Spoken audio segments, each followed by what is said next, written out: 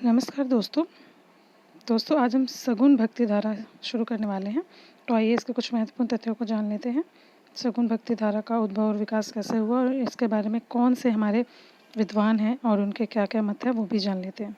तो आइए शुरू करते हैं। आचार्य रामचंद्र शुक्ल के अनुसार श्रद्धा और प्रेम के योग का नाम भक्ति है।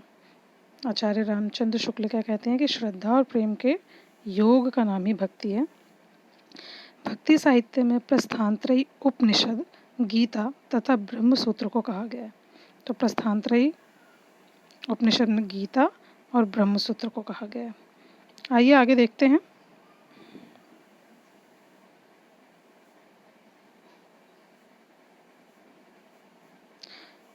भागवत पुराण में नवधा भक्ति का उल्लेख है जो निम्नलिखित है, जैसे श्रवण, कीर्तन, स्मरण, पाद सेवन, अर्चन, वंदन, दास्य, सख्या और आत्मनिवेदन।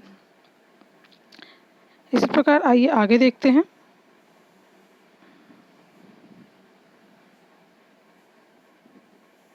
वैष्णव धर्म में सर्वप्रथम भागवत धर्म आता है।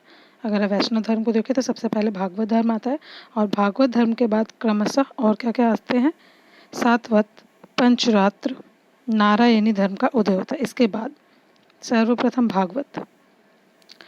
सातवत धर्म के प्रवर्तक वासुदेव माने जाते हैं।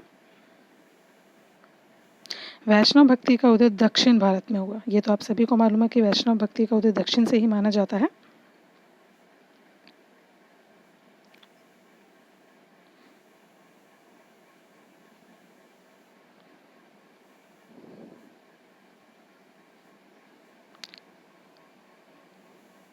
वैष्णव भक्ति का उदय दक्षिण से हुआ। दक्षिण भारत से ही सगुण भक्ति की उत्पत्ति स्वीकार की जाती है। तो सगुण भक्ति की उत्पत्ति दक्षिण से भारत से ही मानी जाती है। वैष्णव भक्ति का आधार ग्रंथ भागवत महापुराण माना जाता है, जैसा कि आप सभी जानते हैं।